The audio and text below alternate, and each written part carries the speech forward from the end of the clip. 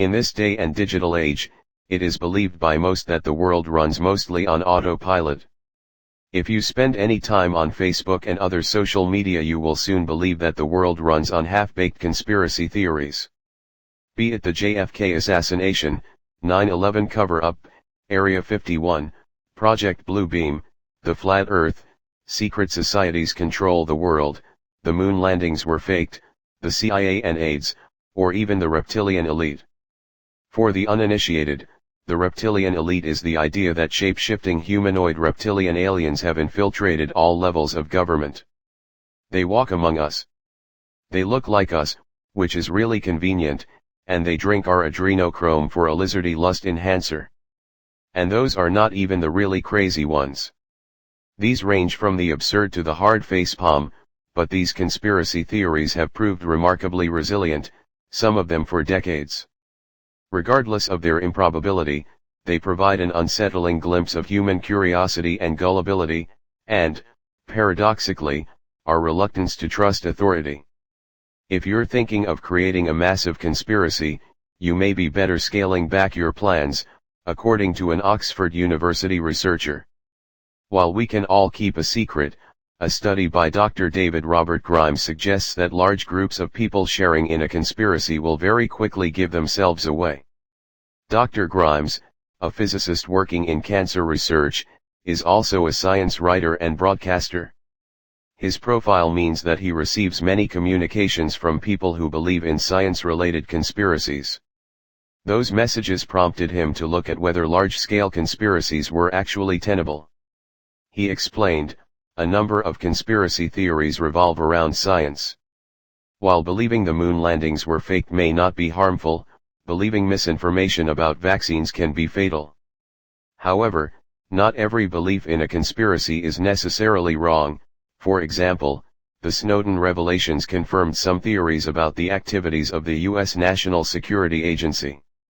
It is common to dismiss conspiracy theories and their proponents out of hand, but he wanted to take the opposite approach, to see how these conspiracies might be possible.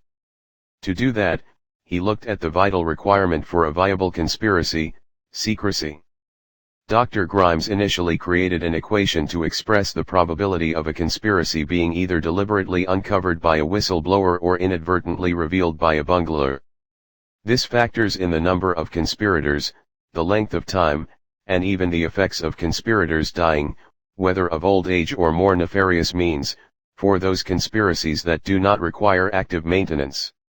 However, the equation required a realistic estimation of the chances of any one individual revealing a conspiracy. 3 genuine conspiracies were used to provide this, including the NSA PRISM project revealed by Edward Snowden. In each case, the number of conspirators and the time before the conspiracy was revealed were overestimated to ensure that the odds of a leak happening were a best-case scenario for the conspirators, around a 4 in 1 million chance of deliberate or accidental exposure. Dr. Grimes then looked at 4 alleged plots, estimating the maximum number of people required to be in on the conspiracy, in order to see how viable these conspiracies could be. These include, the theory that the U.S. moon landings were a hoax, 411,000 people, that climate change is a fraud, 405,000 people, that unsafe vaccinations are being covered up, 22,000 people assuming that only the World Health Organization and the U.S. Centers for Disease Control are conspirators and that others involved in advocating, producing, distributing, and using vaccines are dupes, 736,000 people if, as would be more likely, pharmaceutical companies were included, that the cure for cancer is being suppressed by the world's leading pharmaceutical firms, 714,000 people. Using the equation, Dr. Grimes calculated that hoax moon landing would have been revealed in 3 years 8 months, a climate change fraud in 3 years 9 months, a vaccination conspiracy in 3 years 2 months, and a suppressed cancer cure in 3 years 3 months.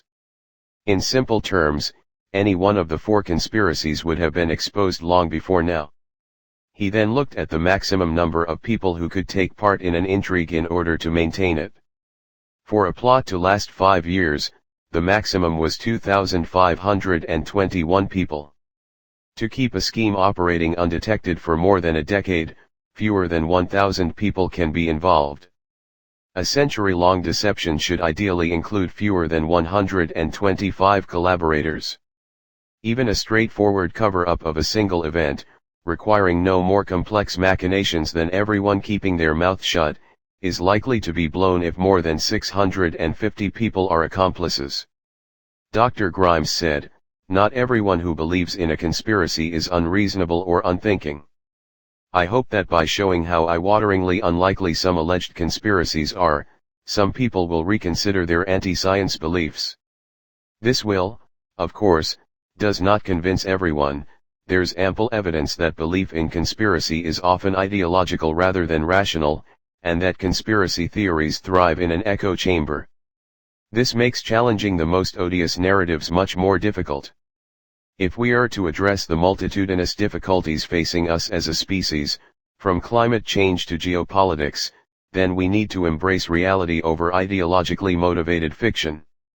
To this end, we need to better understand how and why some ideas are entrenched and persistent among certain groups despite the evidence, and how we might counteract this. What cannot be underestimated in the making of a large-scale conspiracy is how people digest information. The media is the prime source of most people's information. All media packages and writes for a 4th or 5th grade level of understanding.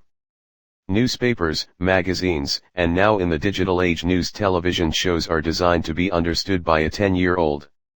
When all the information you are exposed to is written on a child's level, it is no wonder that conspiracies are born. The world and its varying politics are not compressible down to a 4th grade level of understanding. In almost all cases, an advanced education is required to truly understand a complex situation like the ones you find on the world stage. The woeful state of science education is also one of the causes of this rampant blight of conspiracies. In most cases, a true understanding and appreciation of the scientific method would be enough to straighten things out on the side of rationality. Yet again, this kind of appreciation can only arise from attending a faculty of higher education. This may never happen in a field where even its name is logically inconsistent. It should be called a conspiracy hypothesis, not a conspiracy theory. A hypothesis is an attempt to explain phenomena. It is a proposal, a guess used to understand and/or predict something. A theory is a result of testing a hypothesis and developing an explanation that is assumed to be true about something. A theory replaces the hypothesis after testing confirms the hypothesis, or the hypothesis is modified and tested again until predictable results occur. There is no doubt that horrible and heinous acts go on behind closed doors. Humans will go human when push comes to shove. Evil people are in power all over the globe. Evil exists in the hearts of men, but people are more dedicated to gossip and running their tongues at every opportunity.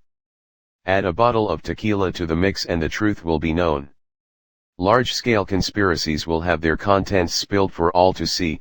That is just human nature.